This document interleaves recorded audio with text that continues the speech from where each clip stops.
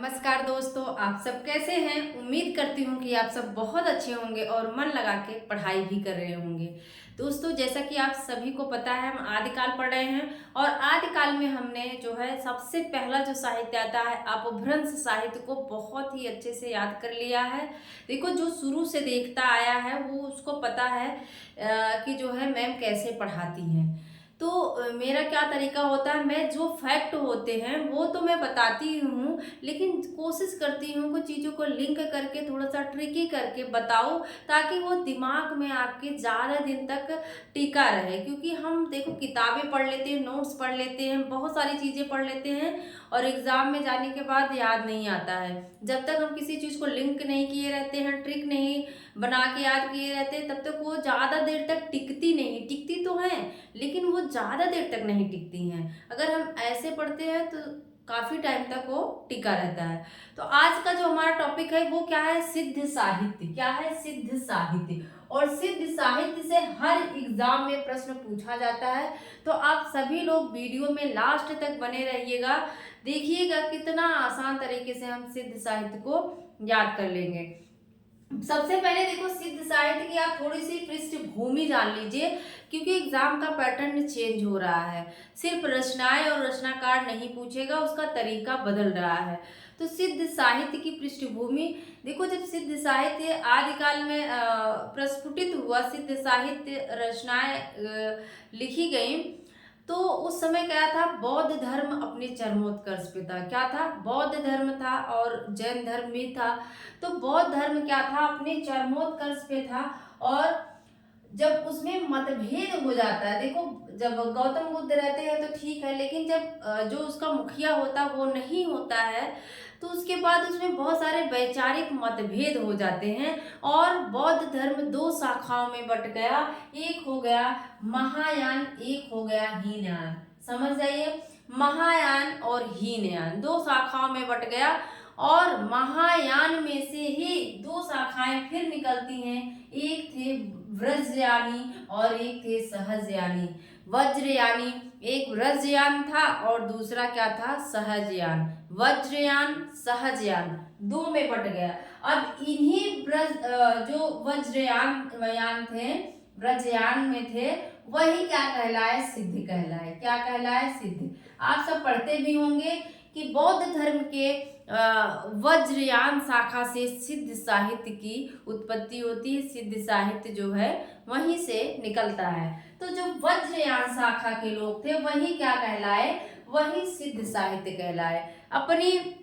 अपने मत का प्रचार करने के लिए इन्होंने जो सिद्ध थे, इन्होंने जो साहित्य लिखा वही क्या कहलाया, सिद्ध साहित्य कहलाया। अपने विचारों को, इनके विचार थे, महासुखवाद था, जो बहुत सारी चीजें थी, उसका प्रचार प्रसार करने के लिए जो साहित्य लिखा इन्होंने वही क्या कहलाया, सिद्ध साहित्य कहलाया। इसीलिए रामचंद्र शुक्ल इनकी रचनाओं को, नाथ और सिद्ध की रचनाओं को सांप्रदायिक कहते हैं। कहते हैं ये सांप्रदायिक रचनाएं हैं, इन्हें हिंदी की कोटि में नहीं रखा जा सकता है। तो जानते रहिए, रामचंद्र शुक्ल जो है इनको हिंदी की कैटेगरी से बाहर कर देते हैं। ठीक है।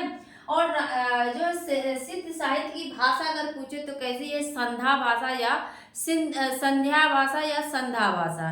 तो संध्या भाषा या संध्या भाषा का मतलब क्या है, देखो जब शाम होती है, संध्या होती है, तो जो है दिखाई तो देती है कोई चीज, लेकिन स्पष्ट नहीं दिखाई देती है।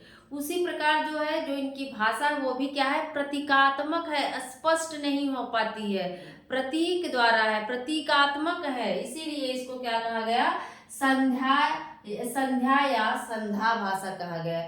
लेकिन वैसे देखिए तो जो सिद्ध साहित्य आप देखेंगे अपभ्रंश भाषा और इनकी औहट, अपभ्रंश में लिख रहे थे और औहट में भी लिख रहे थे। जैसे आप देखेंगे कैसे है, पंडित शैल सत्त बखाड़े या फिर रवि शशि पवन न संचरे।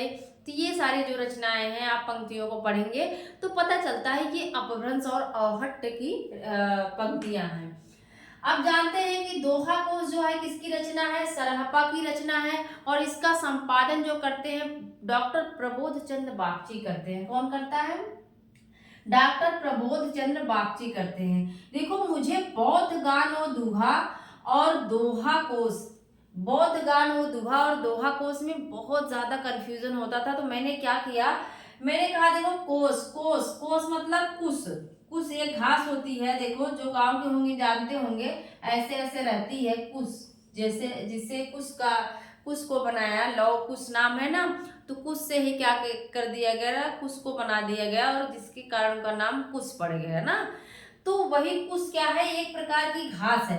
अब देखो घास है, कहाँ पाई जाएगी, बाग में पाई जाएगी। कहाँ पाई जाएगी, बाग में। तो दोहा कोश का संपादन कौन करता है, बागची करते हैं। कुश कहाँ पाया जाएगा, बाग में, बागची करते हैं। कुश कहाँ पाया जाएगा, बाग में, बागची। लेकिन गान किसका होता है, हर। हर किसको कहा जाता है, हर हर महादेव ना, तो शंकर जी को कहा जाता है। तो हर हर महादेव का क्या करते हैं, गान करते हैं। हर हर महादेव का कहते हैं, हर हर महादेव ना, हाथ उठा के। तो हर हर महादेव का क्या करते हैं, हम गान करते हैं। तो बौद्ध गान ओ दुहा का संपादन किसने किया, मतलब बौद्ध गान ओ दुहा नाम से सिद्ध साहित्य जो था उसका संपादन किसने किया, जो सिद्धों की रचनाएं थी उसका बौद्ध गान ओ दुहा नाम से किसने संपादन किया, तो हर प्रसाद शास्त्री। लेकिन इन्होंने बांग्ला भाषा में किया। किस भाषा में, याद रखिएगा, तो बांग्ला भाषा में करते हैं। और इनके यहाँ चर्या पद जो है प्रचलित था। बाद में यही क्या है, संतों के यहाँ आप देखेंगे भक्ति काल में जो संत हैं, जो कबीर दास हो गए, रैदास हो गए, इनके यहाँ यही उलट बासी जो हो जाता है, यही क्या है, इनके यहाँ उलट बासियों के रूप में प्रचलित होता है। आप देखते हैं कि जो सिद्धनाथ का प्रभाव है वो कबीर दास संत काव्य धारा पे बहुत ज्यादा दिखाई देता है। तो इनके यहाँ जो चर्यापद थे, जो इनके प्रतीकात्मक इनकी जो भाषा थी, वही लगभग आप देखेंगे जो कबीर दास की लोटबासियां हैं उसमें भी दिखाई देती हैं। एक चीज हमने लिखा है, देखो इनके यहाँ पंच मकार पाए जाते हैं। पंच बिड़ाल अलग है और पंच मकार अलग है। पंच बिड़ाल में आप देखते हैं कि आलस्य आता है, मोह आता है, चिकित्सा आता है, ये सारे आते हैं। लेकिन पंच मकार में क्या है, माँ नाम से पांचों का नाम है। अब इसको रिलेट कैसे करेंगे, कैसे याद करेंगे, पंच मकार पूछा जाता है, पंच मकार में कौन सा नहीं शामिल है। देखिएगा, देखो पंच मकार, सबसे पहले आपको मछली खरीदना है। देखो यहाँ कोई किसी के धर्म पे कोई ये नहीं है कि मैम क्या कह रही हैं, बस ट्रिक हम बना रहे हैं। देखो किसी को मछली खरीदना है, मत्स्य खरीदना है, तो वो क्या है, वो मांस है, मांस है ना। और मांस के साथ सब मुद्रा भी जो है मद्य भी खरीदते हैं। मद्य मतलब मदिरा, दारू। तो मांस हो गए, मत्स्य हो गई, मत्स्य क्या है, मांस है, और उसके साथ सब लोग मदिरा वगैरह मद्य भी रखते हैं। और ये सब कैसे मिलेगा, मुद्रा से मिलेगा। कैसे मिलेगा, मुद्रा। हालांकि इसका एक प्रतीकात्मक अर्थ है, बस हम इसको याद करवा रहे हैं, ठीक है। कैसे मिलेगा, मुद्रा से। और बाद में क्या करते हैं, मैथुन, मतलब ठूस ठूस के खाते हैं। सब लोग क्या करते हैं, फिर मैथुन ठूस ठूस के खाते हैं, मैथुन याद कर लो, ठीक है।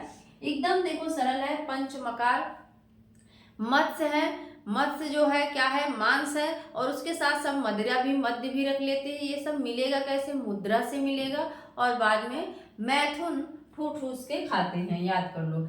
अब देखो जो सिद्ध साहित्य है इसमें नारी के साथ संसर्ग, मतलब नारी को भोग की चीज कहा गया है। नारी को क्या माना गया, भोग की चीज माना गया है। और इसी के विरोध में क्या है, नाथ साहित्य आता है। इसी के विरोध में नाथ का हठ योग आता है। तो अगर एग्जाम में पूछे कि नारी के साथ संसर्ग, इनका कहना है कि हम नारी के साथ संसर्ग करेंगे तभी जाके महासुखवाद जो है, महासुख को हम प्राप्त करेंगे। तो नारी को भोग की वस्तु ये सब मानते हैं, कौन, ये जो है सिद्ध साहित्य वाले। और इसी के विरोध में जो है नाथ साहित्य का उद्भव होता है। नाथ जो है, इन्हीं से नाथ निकलता है, अपना एक अलग जो है विचार, अपना मत बना लेता है नाथ, ठीक है। अब देख लेते हैं कौन है, सरहपा। सबसे पहले आप जानते हैं सरहपा आते हैं। और कितने सिद्ध माने जाते हैं, तो जान लीजिए कितने हैं, 84 सिद्ध हैं। कितने सिद्ध हैं, 84। सिद्धों को नहीं याद करना है, जो इम्पोर्टेंट है बस उन्हीं को देखना है। और 84 सिद्धों में शुक्ल के अनुसार तीन क्या थी, तीन जो है महिलाएं भी थी, तीन क्या थी, महिलाएं भी थी। तो याद रखिएगा 3 महिलाएं भी थी और 84 सिद्ध है। अब देखिए सरहपा, सरहपा का समय राहुल सांकृत्यायन ने क्या माना है, 769 माना है। क्या माना है, 769 ईस्वी है। कौन मानता है, राहुल।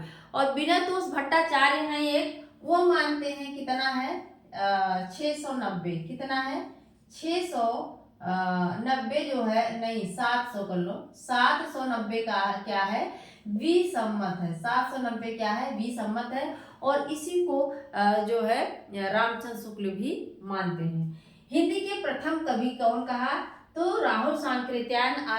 आप जानते हैं कि राहुल सांकृत्यायन ने हिंदी का प्रथम कवि किसे कहा, तो सरहपा को कहा। लेकिन सबसे बड़ा कवि किसने किसे कहा, तो स्वयंभू को। याद रखिएगा, बड़ा अगर किसी बड़ा शब्द जोड़ दे उसमें तो उन्होंने स्वयंभू को माना है, लेकिन प्रथम कवि किसे माना है, तो सरहपा को माना है। सिद्धों में सबसे पुराने हैं, क्या है, इनको सरोज वज्र भी कहा जाता है। जानते रहिए क्या कहा जाता है, सरोज वज्र भी कहा जाता है इनका नाम। और ये सिद्धों में सबसे पुराने हैं। दोहा कोश इनकी रचना है। अब देखो हमने याद कर लिया था दोहा कोश। जो लोग गांव के होंगे जानते होंगे, सरपत एक होता है, सरपत, जिससे देखो जिससे क्या बनाते हैं, छांव करते हैं ना, क्या कहेंगे उसको, हमारे यहाँ तो मड़ई वगैरह बोलते हैं।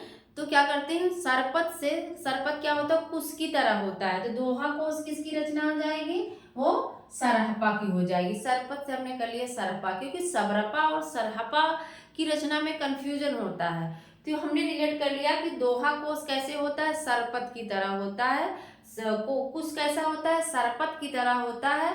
और दोहा कोश किसकी रचना, सरहपा की हो जाएगी। और सरहपा की जो भाषा है उसको बच्चन सिंह कहते हैं कि इनकी क्या है, आक्रोश की भाषा। इनकी क्या है, सर्वप्रथम आक्रोश की भाषा का प्रयोग किसने किया, तो सिद्धों में सरहपा ने किया। किसको कहते हैं, सरहपा को कहते हैं। इनकी जो भाषा है वो क्या है, आक्रोश भरी है। सबरपा, सबरपा के गुरु अगर देखिए तो कौन है, सरहपा है। सबरपा के गुरु कौन है, सरहपा है। और 780 ईस्वी इनका क्या है, समय है। चर्या पद इनकी रचना, इनके में देखना पद जुड़ा हुआ है, उनके में दोहा कोश है। देखो जब आप, हमने रिलेट किया, जब आप सबर करते हो, सब्र संतोष करते हो, तो आपको ऊंचा पद मिलता है। क्या है, ऊंचा पद मिल जाता है। तो सबर करोगे तो क्या मिलेगा, पद मिल जाएगा। और ये जो प शब्द है, कहते हैं रामचंद्र शुक्ल, ये आदरार्थक मतलब ये आदर के शब्द, आदर के रूप में लगाया जाता है। जैसे हम लोग श्री लगाते हैं, श्रीमती लगाते हैं, वैसे ये क्या करते थे, ये पा अंत में लगाते थे। ये आदर वाले शब्द है, आदरार्थ जिसको कहते हैं। और सबरों की वेशभूषा धारण करने के कारण इनका नाम क्या पड़ा, सबरपा पड़ा। ठीक है, सबरपा नाम इनका कैसे पड़ा तो सबरों की वेशभूषा के कारण। ठीक है, लुइपा है, लुइपा का समय क्या है, 773 है। और एग्जाम में पूछा जाता है सबसे ऊंचा स्थान किसका है, ऊंचा की बात करें तो लुइपा है। आप देख रहे हो ऊंचा में भी ऊ आ रहा है और लुइपा में भी ऊ आ रहा है। तो याद रखना लगभग सेम सेम जो है मात्राएं आ रही है, लुइपा और ऊंचा, तो मिल रहा है ना शब्द, तो वहीं से रिलेट कर लेना। ऊंचा कौन होगा, लुइपा होंगे, सबरपा सरहपा नहीं होंगे। और उड़ीसा के दारिका और डेंगिपा जो है इनके शिष्य बन जाते हैं। या एग्जाम में पूछ लेगा तो बता दीजिएगा कि उड़ीसा के जो डेंगिपा और दारिकपा हैं इनके शिष्य भी माने जाते हैं। ठीक है, कड़हपा आते हैं, इसके पहले देखो डोम्भिपा भी हैं। डोम्भिपा है, लेकिन उनका कोई रचना नहीं मिलती है, तो उनको याद करने की जरूरत नहीं है। कड़हपा है, 820 इनका समय है। का से कड़हपा, का से कर्नाटक, ये कहाँ के हैं, कर्नाटक के हैं। और सोमपुरी नामक स्थान पर ये रहते हैं। सर्वश्रेष्ठ, कहते हैं सर्वश्रेष्ठ विद्वान और सबसे बड़े, जैसे वहां मैंने बताया कि हिंदी का प्रथम कवि राहुल सांकृत्यायन ने सरहपा को माना, लेकिन सबसे बड़ा किसको माना, तो स्वयंभू को माना। वैसे ही ऊंचा स्थान तो कहते हैं कि लुइपा का है, लेकिन सर्वश्रेष्ठ कवि और बेजोड़ पांडित्य में बेजोड़ कौन है, और जो है सबसे बड़े कौन है, तो ये कौन हो जाएंगे, कड़हपा हो जाएंगे। पुराने देखो सरहपा हैं, सब शब्दों को पकड़िएगा। जो देखो पहले का होगा तो पुराना हो गई, सरापा सबसे पहले के हैं तो क्या है, वो पुराने हैं। और जो लुइपा है ऊ आ रहा है तो ऊंचा स्थान है। इसके बाद आ रहे हैं कड़हपा। कड़हपा क्या है, बेजोड़ है, पांडित्यपूर्ण है, ये क्या है, पांडित्य से भरे हुए हैं और सबसे बड़े हैं, और क्या है, सर्वश्रेष्ठ विद्वान है। देखो हमने बताया था कड़ाहा, जो गांव के हैं वो बिल्कुल जानते होंगे कड़ाहा क्या होता है, जिसमें गुड़ पकाया जाता है। तो कड़ाहे में गुड़ भी डालते हैं और जल भी डालते हैं, बाद में देखो उसमें जल डाल देते हैं, पानी डाल के उसको ढक के रख देते हैं। तो कड़ाहे में क्या डालते हैं, जल डाल देते हैं। आप कड़ापा के गुरु लुइपा मत लगा दीजिएगा कि इसके पहले जो होंगे, यहाँ रिलेट कर लीजिएगा कि कड़ाहे में जल डाल देते हैं। इनके गुरु कौन है, जलंधरपा है। कौन है, जलंधरपा है, और कड़ाहे में जल डालते हैं, इसलिए याद कर लीजिए कड़हपा के गुरु कौन है, जालंधरपा है। तो मुझे लगता है कि आप सभी को सिद्ध साहित्य से अब दिक्कत नहीं होगी, सारी चीज़ें याद हो गई होंगी, और ऐसी वीडियो आपको देती रहूँगी। मिलते हैं अगले वीडियो में। Thank you.